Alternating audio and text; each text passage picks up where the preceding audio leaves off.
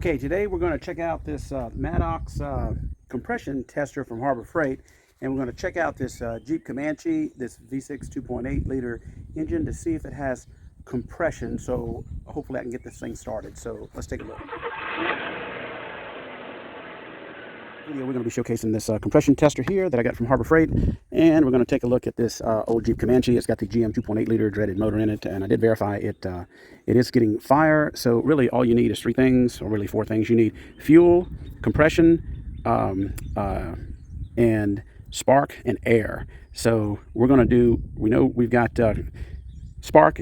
And we know we've got air, but all we need now is compression and fuel. So fuel is pretty easy, but compression is what's going to determine whether or not we junk this motor, rebuild it, or just junk really the whole thing, or try to get it running. So here we go. Do is I have my little spark tester on here, but we're going to pull off the spark plugs. Oh, before I do that, I need to label the plug wire. So let me show you the firing order for this little Haynes manual in here. It says the firing order right here is 1, 2, 3, 4, 5, 6. I verified that here, and number one plug is this is the front of the engine, as you can see with the fan. So the number one plug is right here. So you've got 1, 2, 3, 4, 5, and 6 over there. Okay, I've got all my plugs out of the heads, 6 of them obviously, and I am now going to go over here, and we're going to open up this compression tester and see what was in this nice blow molded case. Let's see what it looks like in here. Okay, instructions and a bunch of these hoses in here. This is pretty simple. Got some O-rings, it's like some Schrader valves. So let's take a look. Okay, first thing I'm going to do is try to determine what thread this is. If I'm taking a look, these M14 threads seem to be correct, but if you look at two of these, the tip is a little different. One is tapered a little bit, one is not.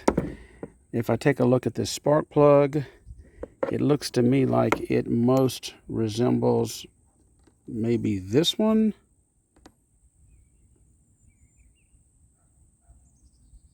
Let's see, that, or we have this.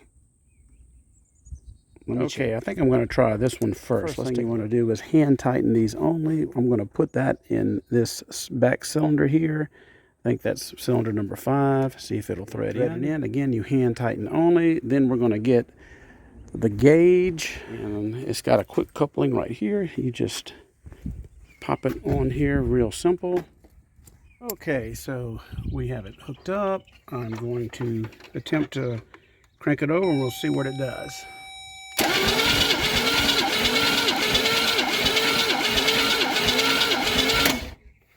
So it looks to me like this engine has 100, not quite 120 compression. Not sure if that's too good. Now I will do it in all the other cylinders and write it down, and we'll see what we got. This is a big difference. 100, and this looks like these are in 5 increments. This is like 160 psi on that one. Number one, we got 155, 65, 170. Wow. All right, 170 on that one.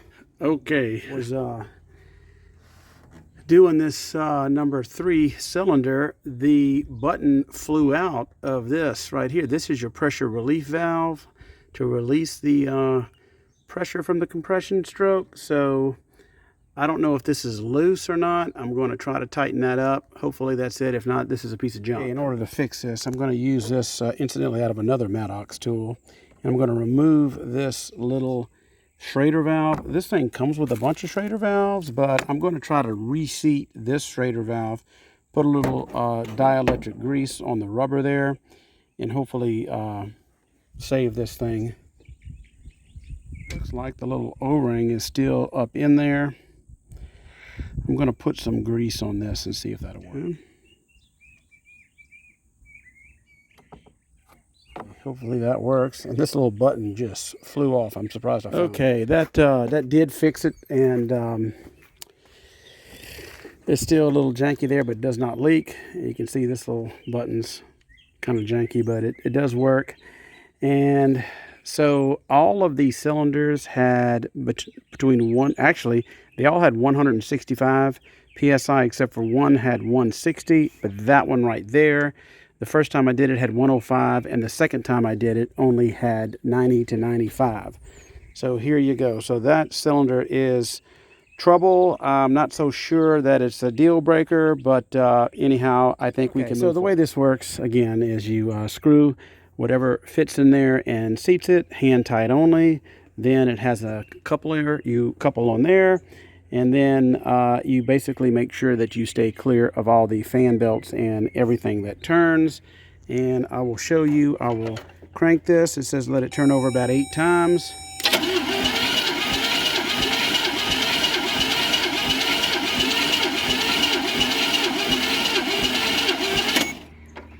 So as you can see, this is the bad cylinder, but it still has 95, almost 100 PSI. So we're going to move forward with that, but that's how you use this. And then to release it, you press this button here and it releases all your pressure.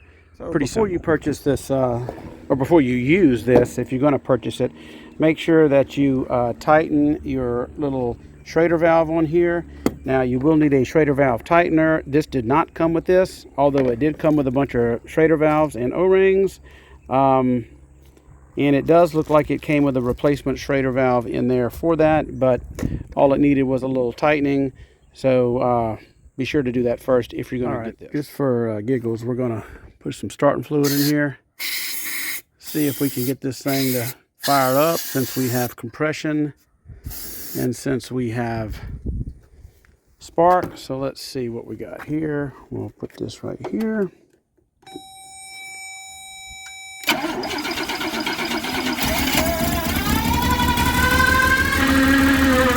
Wow.